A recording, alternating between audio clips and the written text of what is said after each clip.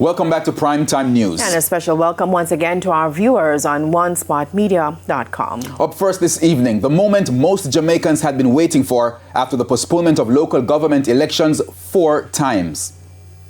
Nomination Day.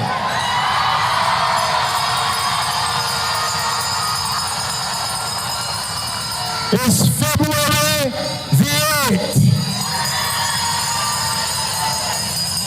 And today we continue with the Jamaica Labour Party in control.